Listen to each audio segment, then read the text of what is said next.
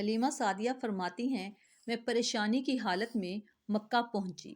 آپ کے دادا عبد المطلب کے پاس پہنچتے ہی میں نے کہا، میں آج رات محمد کو لے کر آ رہی تھی۔ جب میں بلائی علاقے میں پہنچی تو وہ اچانک کہیں گم ہو گئے۔ اب خدا کی قسم میں نہیں جانتی وہ کہاں گئے۔ عبد المطلب یہ سن کر فوراً کعبہ کے پاس کھڑے ہو گئے۔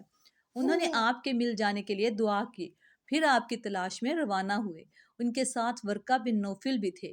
غرض دونوں تلاش کرتے کرتے تہامہ کی وادی میں پہنچے۔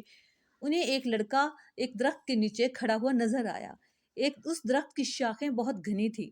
عبد المطلب نے پوچھا، لڑکے تم کون ہو؟ حضور صلی اللہ علیہ وسلم چونکہ اس وقت تک قد نکال چکے تھے، اس لیے عبد المطلب پہچان نہ سکے۔ آپ کا قد تیزی سے بڑھ رہا تھا۔ جواب میں آپ نے فرمایا، میں محمد بن عبداللہ بن عبد المطلب ہوں۔ یہ سن کر عبد المطلب بولے، تم پر میری جان قربان، میں ہی تمہارا دادا عبد المطلب ہوں۔ پھر انہوں نے آپ کو اٹھا کر سینے سے لگایا اور رونے لگے۔ آپ کو گھوڑے پر اپنے آگے بٹھایا اور مکہ کی طرف چلے۔ گھر آ کر انہوں نے بکریاں اور گائے ذبح کی اور مکے والوں کی دعوت کی۔ آپ کے مل جانے کے بعد حضرت حلیمہ سعدیہ حضرت آمنہ کے پاس آئیں تو انہوں نے پوچھا، حلیمہ اب آپ بچے کو کیوں لے آئی؟ آپ کی تو خواہش تھی کہ یہ بچہ ابھی آپ کے پاس کچھ اور رہے۔ انہوں نے جواب دیا کہ یہ اب بڑے ہو گئے ہیں اور اللہ کی قسم میں اپنی ذمہ داری پوری کر چکی ہوں۔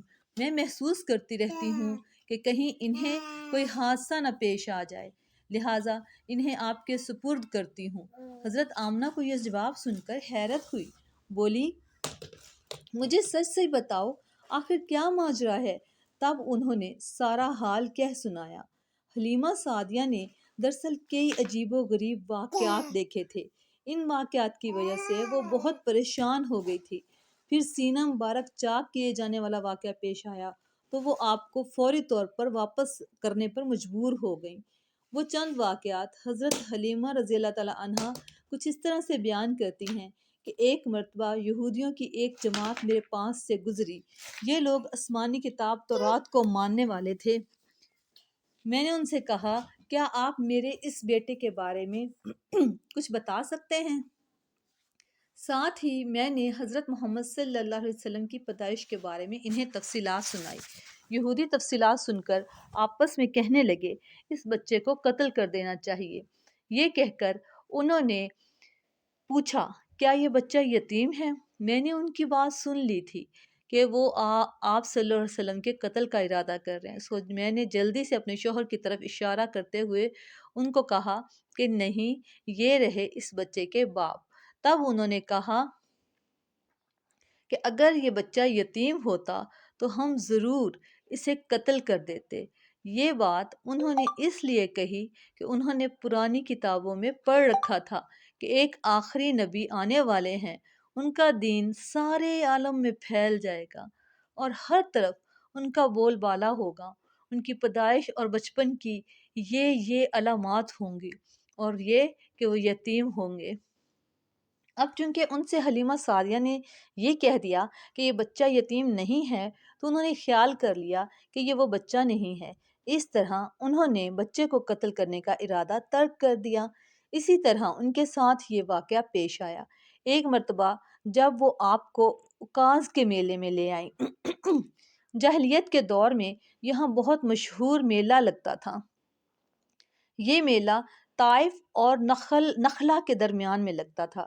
عرب کے لوگ حج کرنے آتے تو شوال کا مہینہ اس میلے میں گزارتے، کھیلتے کودتے، اپنی بڑائیاں بیان کرتے۔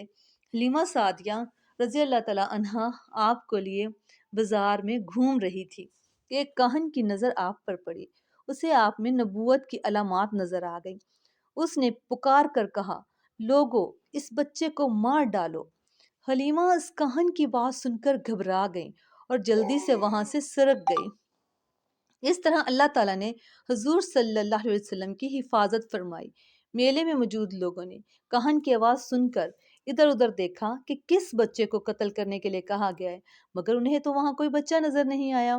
اب لوگوں نے کاہن سے پوچھا، کیا بات ہے، آپ کس بچے کو مار ڈالنے کے لیے کہہ رہے ہیں؟ اس نے ان لوگوں کو بتایا، میں نے ابھی ایک لڑکے کو دیکھا ہے، معبودوں کی قسم وہ تمہارے دین کے ماننے والوں کو قتل کرے گا۔ تمہارے بتوں کو توڑے گا اور وہ تم سب پر غالب آئے گا۔ یہ سن کر لوگ آپ کی تلاش میں ادھر ادھر دوڑے لیکن ناکام رہے۔ حلیمہ سعدیہ آپ صلی اللہ علیہ وسلم کو لیے واپس آ رہی تھی کہ ذی الحجاز سے ان کا گزر ہوا۔ یہاں بھی میلہ لگا ہوا تھا۔ اس بازار میں ایک نجومی تھا۔ لوگ اس کے پاس اپنے بچوں کو لے کر آتے تھے۔ وہ بچوں کو دیکھ کر ان کی قسمت کے بارے میں اندازے لگاتا تھا۔ حلیمہ سعدیہ اس کے نزدیک سے گزری تو نجومی کی نظر حضرت محمد صلی اللہ علیہ وآلہ وسلم پر پڑی۔ نجومی کو آپ صلی اللہ علیہ وآلہ وسلم کی مہر نبوت نظر آ گئی۔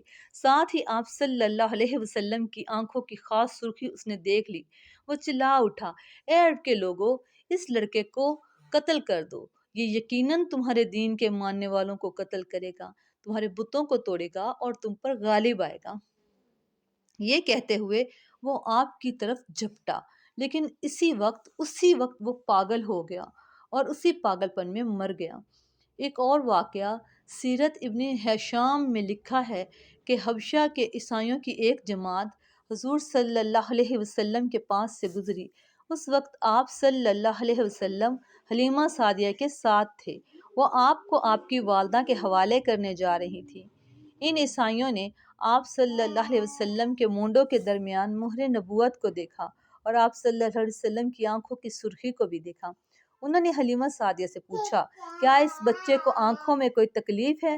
انہوں نے کہا، نہیں، کوئی تکلیف نہیں، یہ سرخی تو ان کی آنکھوں میں قدرتی ہے۔ ان عیسائیوں نے کہا، تب اس بچے کو ہمارے حوالے کر دو، ہم اسے اپنے ملک لے کر جائیں گے۔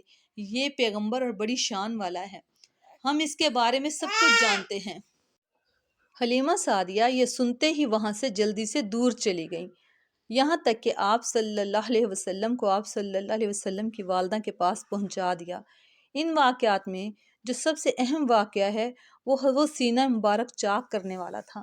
روایات سے یہ بات ثابت ہے کہ آپ صلی اللہ علیہ وسلم کے سینہ مبارک پر سلائی کے نشانات موجود تھے، جیسا کہ آج کل ڈاکٹر حضرات آپریشن کے بعد ٹانکے لگاتے ہیں اور ٹانکے کھول دیے جانے کے بعد بھی سلائی کے نشانات موجود رہتے ہیں۔